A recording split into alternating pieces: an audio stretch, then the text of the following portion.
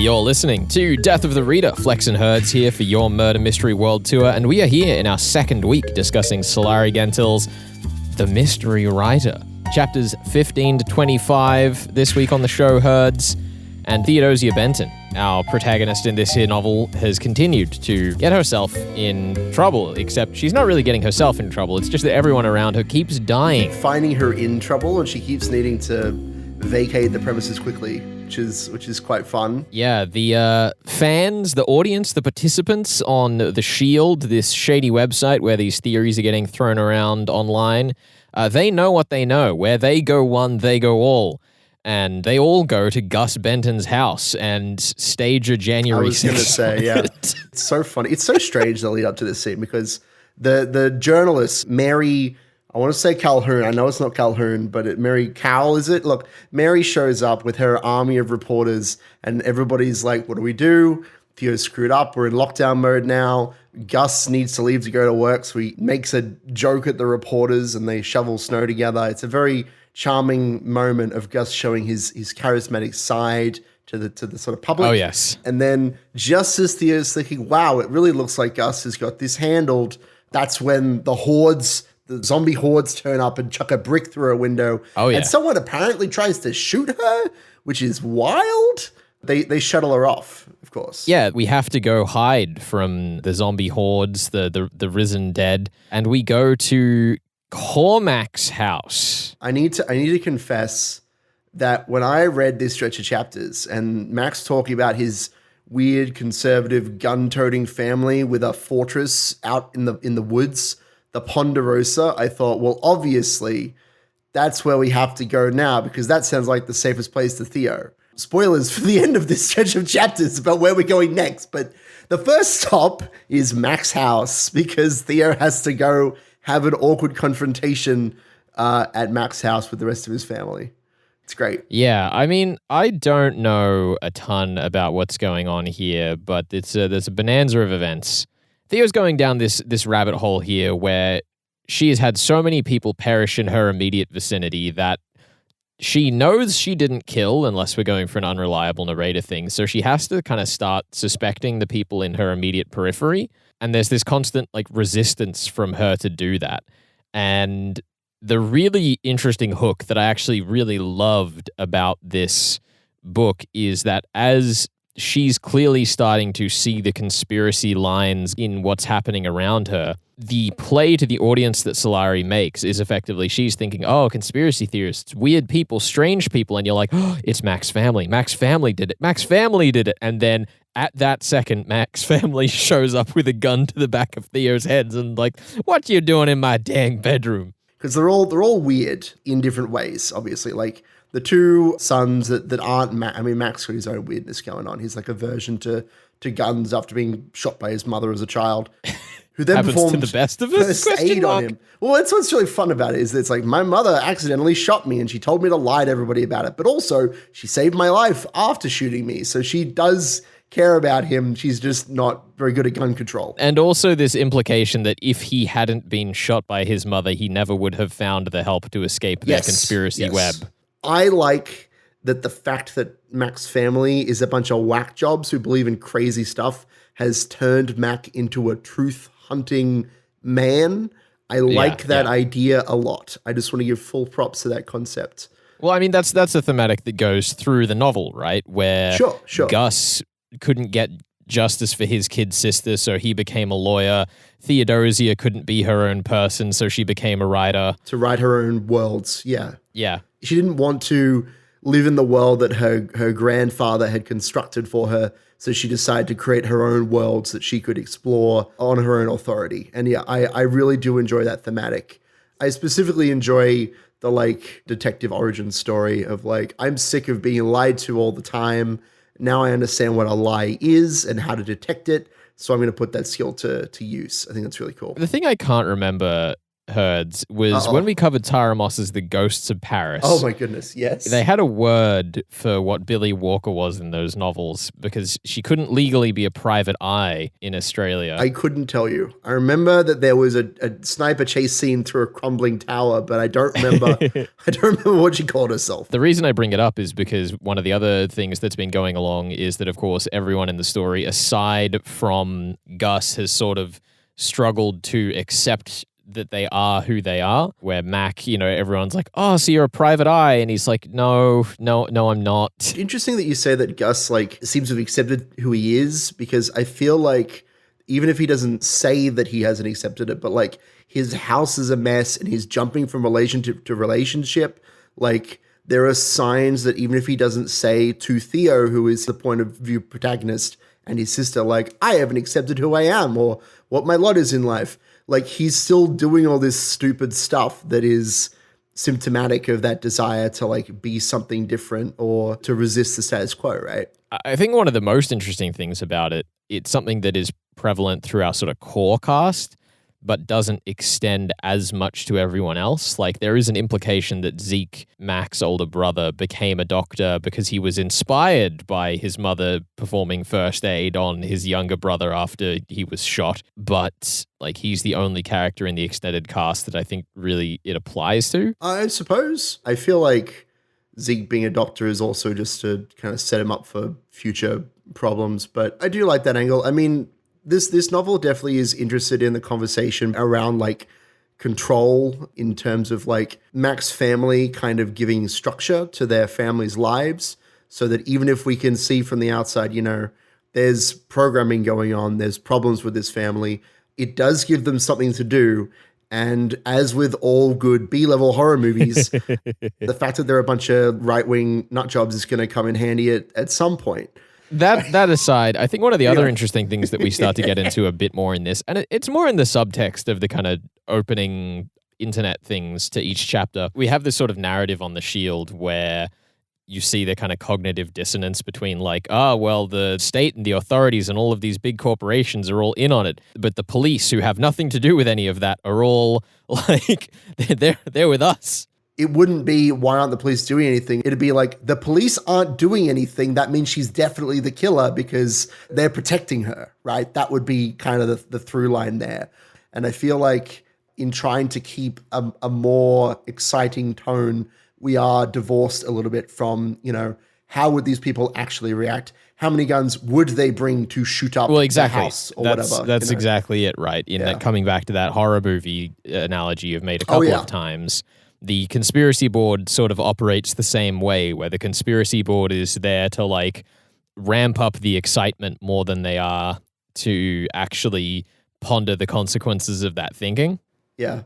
Well, the purpose of a lot of those organizations in horror movies is usually to act as a wrap-up mechanism, because there's really no larger spectacle than having a conspiracy theorist mercenary group go and blow up a factory full of white alien goop, for example, just to pull a random example of thin air. Shout out to the stuff. Anyway. I think the other thing that's particularly interesting about the conspiracies that we have going on here that I think would have actually been kind of fun is that one of the tropes of conspiratorial thinking in the real world is this idea that they keep predicting things that don't happen and then they invent an excuse for why it didn't happen, and then that kind of keeps going, and it is observably complete nonsense.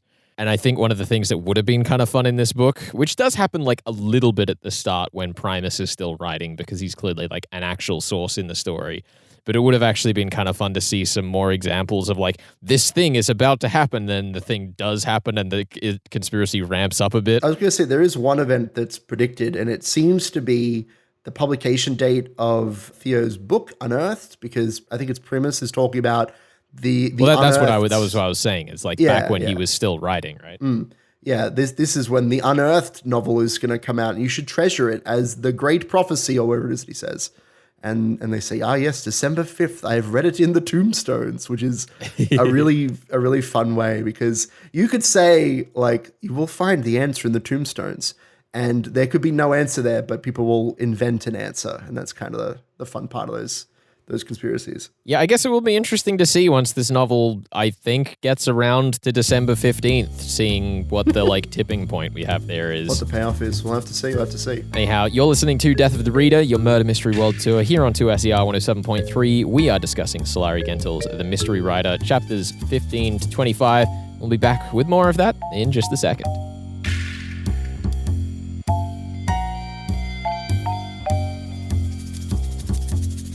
You're listening to Death of the Reader. Flex and Herds here for your Murder Mystery World Tour. Now, it is that time of year, it is that time of joy where we get to cover the novel of our review season supporting author, Sulari Gentill, the purveyor of the Golden Dance Pants Award. It's an absolute thrill to welcome back our local legend, Sulari, to the program as we discuss her third metafictional standalone, The Mystery Writer. Sulari, welcome to Death of the Reader. Thank you, guys. Always a pleasure to join Death of the Reader. Now, I guess the thing that I wanted to start with is that we're 3 metafictions deep now. Crossing the Lines explored the relationship between a writer and their characters. The Woman in the Library explored the relationship between a writer and their audience. And now The Mystery Writer explores the relationship between a writer and their agent. What crimes did Leith Henry commit to find herself portrayed through Veronica Cole? Actually, I haven't thought of The Mystery Writer as the relationship between the writer and the agent, though actually you're right. That is actually partially what it is. I was actually looking at it in terms of the relationship between society and story, and how society responds to something told to them in the form of a narrative, and how it's so much easier to hop on to a narrative and to adopt that and come to believe that and come to pursue that than it is just to, accept facts. So that's basically what I was playing with. But you're absolutely right. It also is a discussion of the way agents and the publishing industry deals and relates to writers. Now, one of the marks of a Sulari Gentill novel is that the moments of safety that we see semi-frequently are only a portent of chaos. How do you feel this book speaks differently to your style compared with your previous metafictions? Look, I'm not, this, in terms of the structure of this book in comparison to the previous metafictions, it's much more straight. So I know, talking to agents and talking to film producers about the last 2 books, a lot of the problem is how do you make it into a movie? Because it's not a straight narrative, and you've got sort of things happening in different timelines, and it's probably easier to read than it is to depict in a film, but it is also a leap to read it that way. But this is a straight timeline. This is just a story told as it is.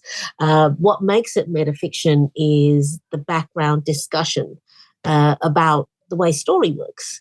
I think one of the really interesting things is that, as you say, the story is a bit more straight. The metafiction is less intrinsically part of the world. And that also means that then the action kind of has to come from a particular place. The website that we have, The Shield, where these conspiracy theories are being posted, in some ways can't act or be as direct as perhaps Leo's letters were in The Woman in the Library, where even when we do have these scenes where people show up and it sounds like it's come from the online forum, we kind of don't know in the same way because of that indirectness. And I think that was a really interesting challenge for you to work with.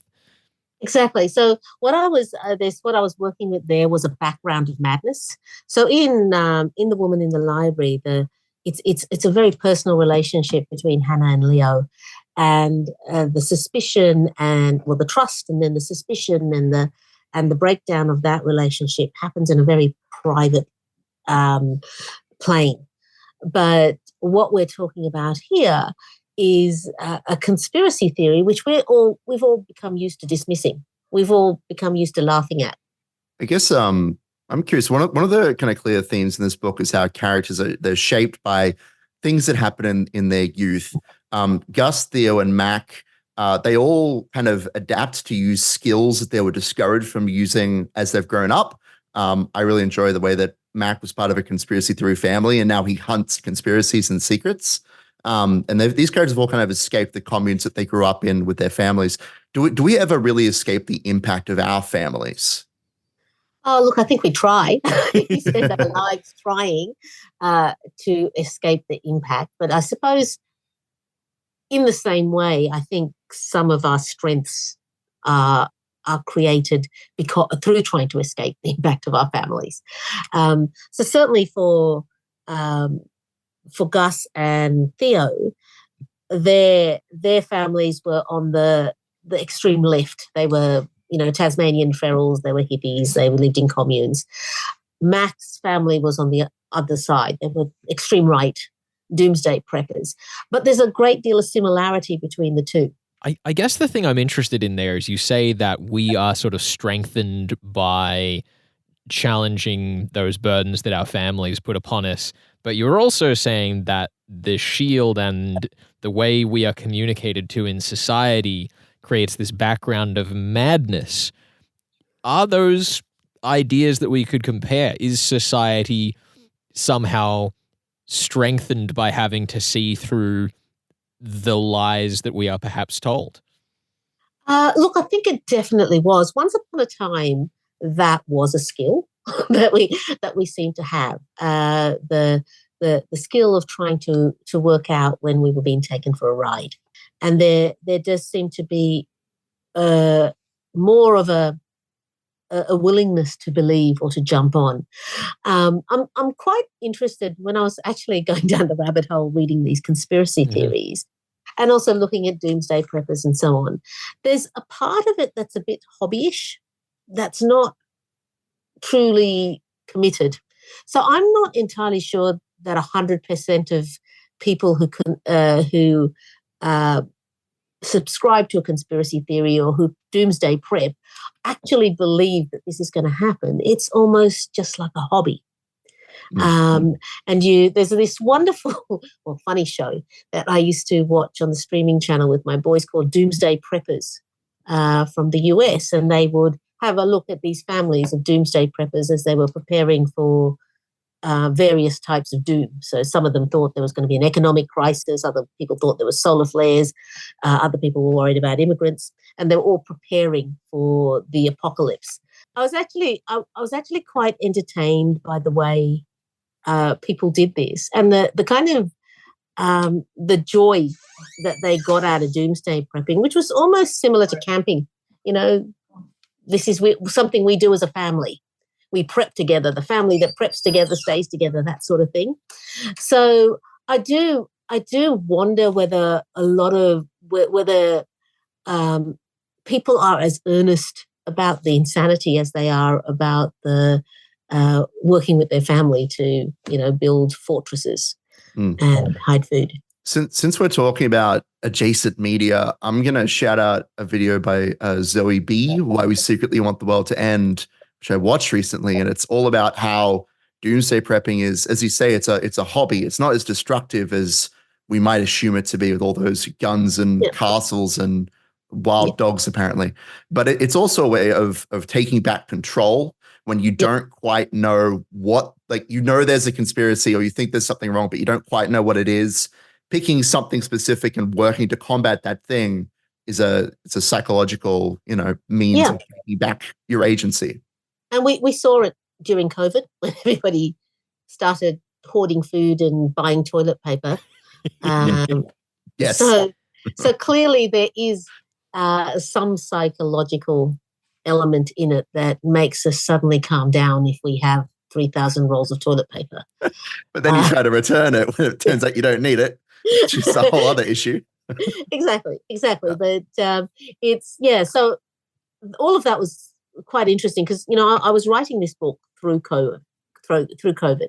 So all of that was hitting at the same time. So I don't know that when I started writing The Mystery Writer, I intended for it to deal with as much as it did end up dealing with. It's just that the world turned on me and threw all this stuff at me while I was writing, and I can't help myself. I suppose, Sulari, it has, as always, been an absolute delight having you on Death of the Reader, and a huge pleasure to have another one of your books on our shelves.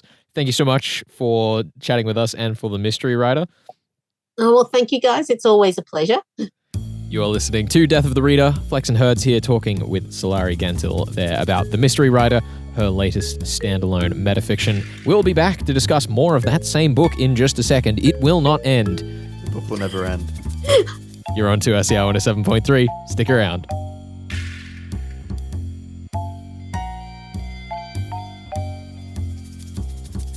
You're listening to Death of the Reader. Flex and Herds here for your Murder Mystery World Tour. We are here discussing Sulari Gentill's latest novel, just out this March, The Mystery Writer. Woo. Very excited to have a new Sulari book in our hands. I am in the hot seat solving this one, Herds, and it seems that the devil herself has walked across our pages in this stretch of chapters, Herds.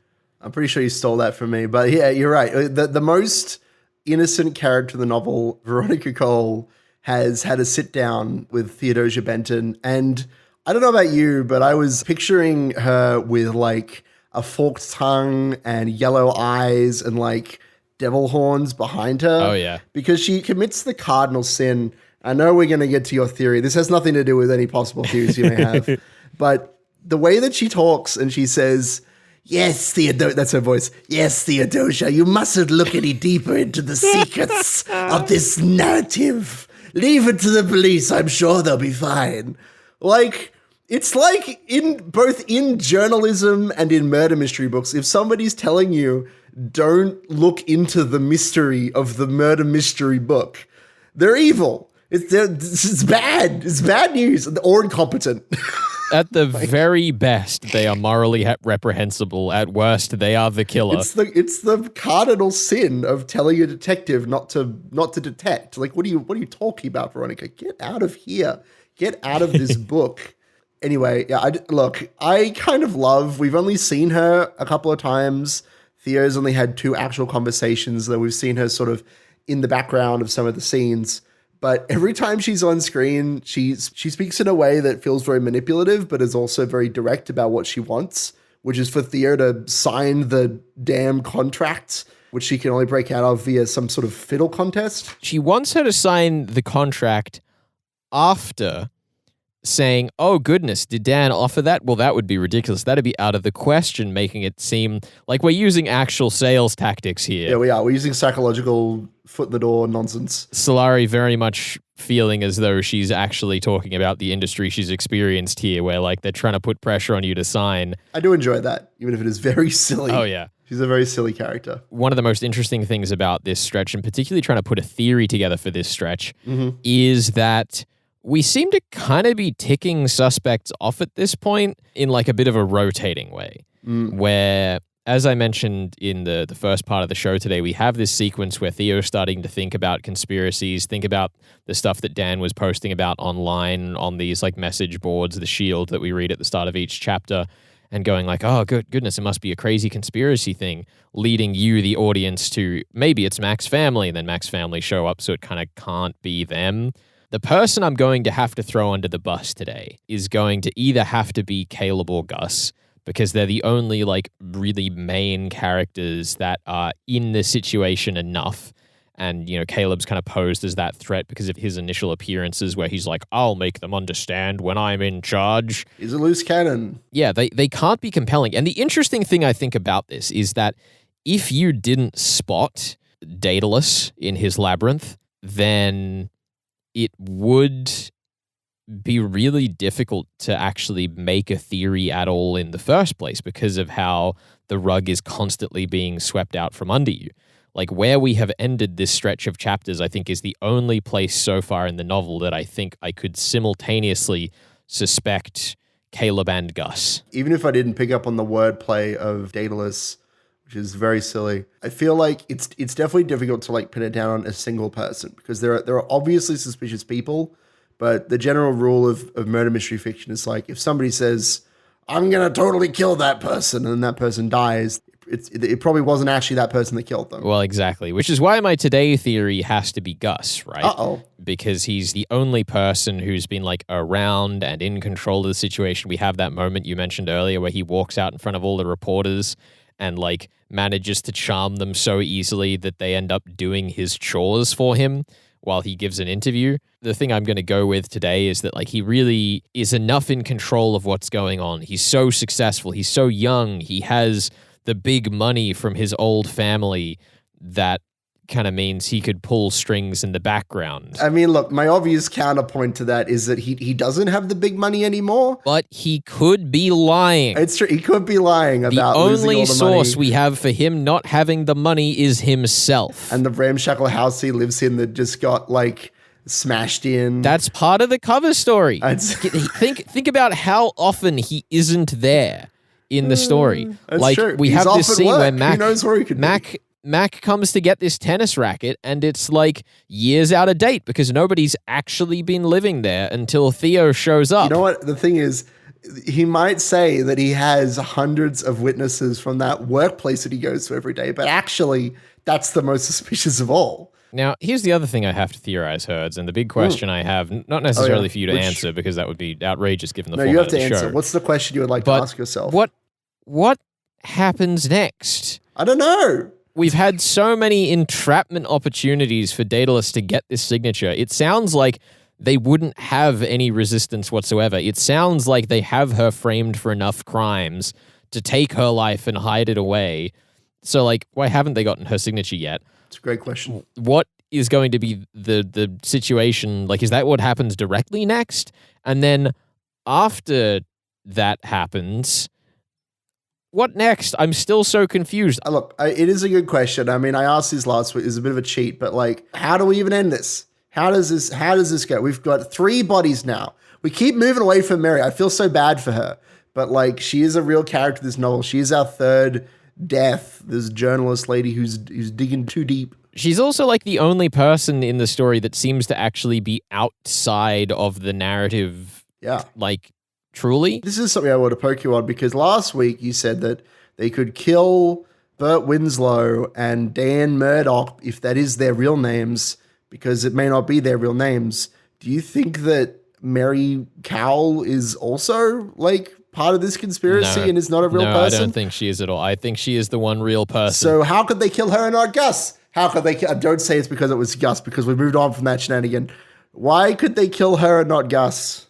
She's a way more public figure. She's a journalist. Oh, sorry. Right. I know the answer to this question. This isn't even slightly hard. Let's go. It's because Gus, to the publisher's knowledge, doesn't know anything about Theo's manuscript and about the connections that they had, whereas Mary was sort of catching on to Daedalus and the manuscript and the drafts. Okay. So I guess, what is your reasoning again for the murder of Bert and Dan? Like, why were they killed? The how doesn't matter super a lot. They got stabbed and shot. That's fine. You reckon it was Daedalus? Probably not. You said it was probably not Veronica specifically who killed them. It was probably Spider-Boy. But why were those 2 characters killed? Let's just lay that out crystal clear for me so I can grade you. Because Dan was about to be found out and was revealing the conspiracy. I think that's what the opening prologue chapter is about, is he's realized that he's let loose too much. And so he's ready to die because he's kind of broken the agreement that they have. Bert, I think they found out he was a loophole in their system because he got that letter and probably also the manuscript that Dan said he was going to mail off to Daedalus, right? Oh no, he was mailing it off to a different publisher, wasn't he? He was trying to save Theo. Which manuscript was Bert killed over? Theo's, the copy of Theo's. Theo's manuscript. I see. So that's what the letter is about. When Dan he writes a letter like, I'd like to return your trust in me.